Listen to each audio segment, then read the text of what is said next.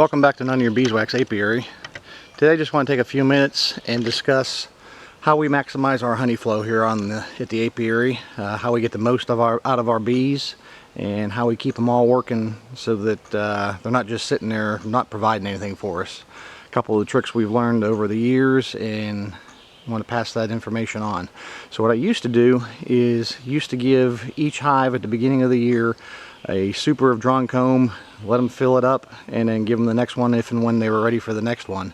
What I found out, as some of you may know, that not all hives are created equal. Definitely stronger hives produce more honey. A hive full of 50 to 60,000 bees will produce more honey than two hives of 25 to 30,000 bees. That foraging force is multiplied when they're all in one hive, and that's what you need to get a really good honey crop out of them. You need to keep them together, get that big foraging force, and that's the trick, to keep them all together without swarming. So we've been fortunate enough this year to do exactly that. As you can see, some hives are pretty big with supers on them, and what I've found is, rather than giving them all one and leaving it there for the year, I give everybody a super of drawn comb at the beginning of the year. As things progress and I see where my strong ones are, my weak ones are, I'll give the strong ones the super of drawn comb and give the weaker ones a box of foundation with maybe one drawn comb in it and let them draw it out, because I know they're not going to produce nearly as much honey for us as the ones that are stronger, such as this one right here. You can see this one right there already has 4 supers on it. It's got 2 brood boxes on the bottom. That's the blue boxes down there, and it's got 4 supers. Now 3 of them are drawn comb and mostly full. The one right above the brood boxes is foundation, simply because we ran out of drawn comb for them. So we had to put a box of foundation on there. They've probably, in a week, they've probably drawn that out. I'll go back in later today and look at that one and see.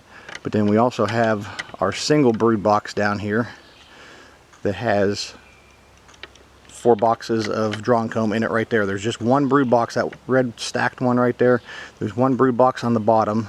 Something a little bit different that we're doing this year with a couple hives is doing single broods. But there's 4 supers of drawn comb that they're filling with honey for us right now. So our stronger ones like that get all the drawn comb. Once we extract, we'll put it right back on them again. And as a contrast, you can see the flag one back there next to it and this Apiary hive right here in the front. Each only have 1 super on it, and that's because we had a little bit of queen issues this year with a couple of them. Happens every year. You've got a couple that the queens just need replaced. The bees decide to replace the queens on their own, so when they go queenless for that brief period when they're making a new queen, obviously they're not laying and producing more bees, so that affects your foraging force. So we know that they're not going to make a good honey crop for us this year. So rather than waste a precious super of drawn comb, I've gone ahead and just given them a box with foundation. It's got 1 comb in it to entice them to come up and draw the rest of that out. And we'll get some drawn comb out of them at least this year and get something from them. And then next year with brand new queens, they should be one of our stronger producers. So we'll do what we did this year. We'll put a super drawn comb on everybody, and hopefully they'll be the ones that are stacked 3 and 4 high with supers of honey on us for us.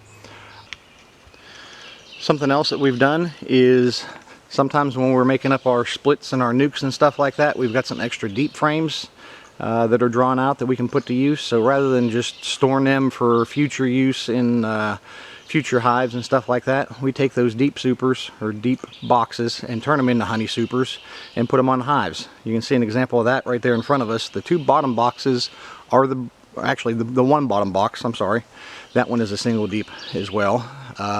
But the one bottom box is the brood chamber for that hive. That's also our breeder queen.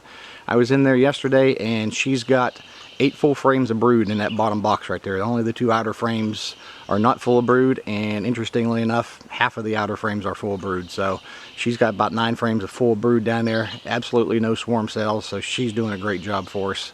That's why there's so many super stacked above. We're going to have a good honey crop from this one again this year. That was our hive last year that we had I think we got 150 pounds of honey out of them last year, so hope to get that again there.